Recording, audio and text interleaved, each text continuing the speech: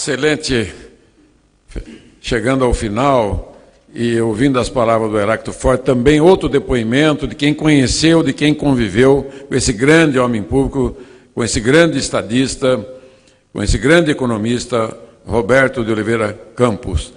E aqui peguei uma frase de Bertolt Brecht: há homens que lutam um dia e são bons, há homens que lutam por um ano e são melhores, há homens que lutam por vários anos e são muito bons, há outros que lutam durante toda a vida, esses são imprescindíveis.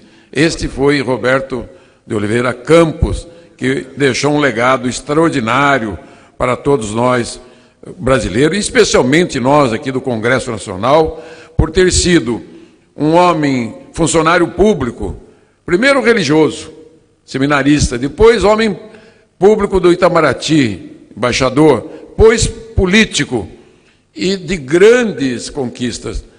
Admiro não ver trabalhistas aqui, além do PTB, que fez presente com vários parlamentares. Ele criou o Fundo de Garantia sobre Tempo de Serviço, criou o Banco Nacional da Habitação, o BNDES, o Estatuto da Terra. Se tem reforma agrária pelo Estatuto da Terra, e que o INCRA surge nesse espaço, então, de grandes projetos sociais, a correção monetária que defendeu, né, os trabalhadores. Uma frase dele aqui, entre várias: sempre achei, Roberto Campos dizia, que um dos mais graves problemas dos países subdesenvolvidos é a sua incompetência na descoberta dos seus verdadeiros inimigos.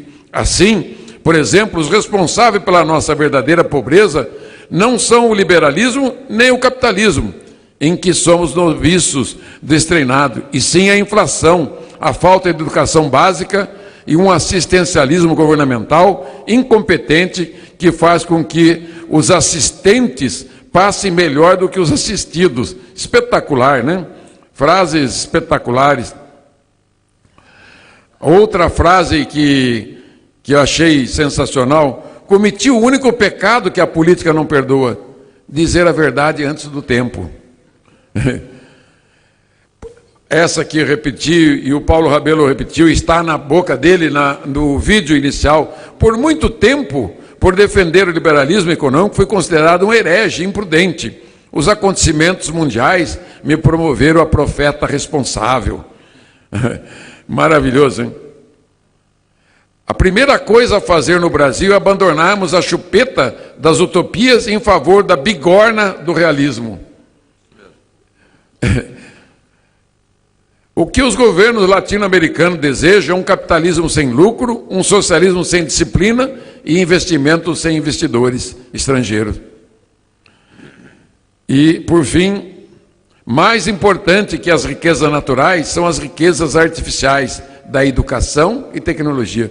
Como diz o professor Zé Pio Martins, em 10 mil anos de história registrada, o que muda é só a tecnologia. O bem e o mal, o conhecimento humano é o mesmo.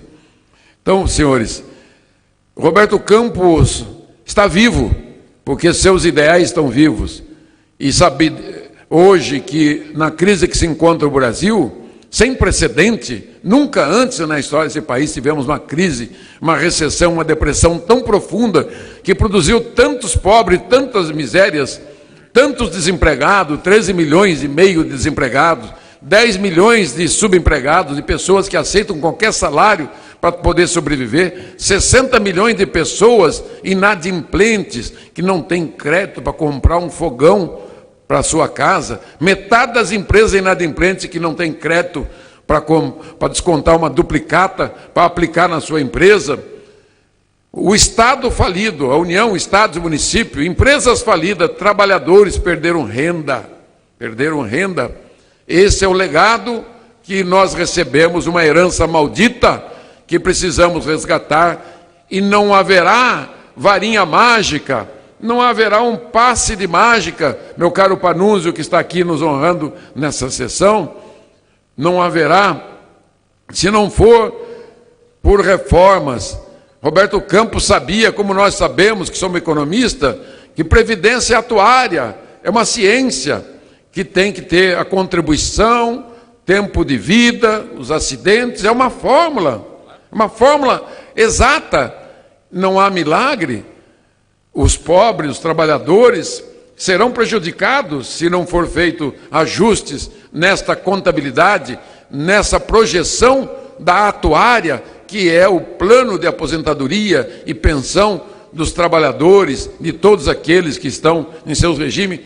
Veja o que aconteceu no caso da Postales e dos outros fundos de previdência, que a Caixa Econômica, os fundos de previdência, mal geridos, mal administrados, tiraram dinheiro dos aposentados e aumentou a contribuição dos trabalhadores na ativa. A mesma coisa do ajuste fiscal, do teto de gastos. Se não controlar o Estado, que tem uma capacidade voraz de gastar e gastar mal, nós estaremos realmente, irremediavelmente perdidos. Roberto Campos não acreditava na capacidade de regeneração do Estado. Eu acredito, porque eu sou um social-democrata cristão e liberal, acredito. Meritocracia, avaliação de desempenho, tecnologia poderão recuperar a estrutura pública brasileira e torná-la eficiente. Os bons servidores serão prestigiados, os maus, os relapsos serão afastados, porque servidor público, como político, tem que prestar serviço, é uma dedicação de vida.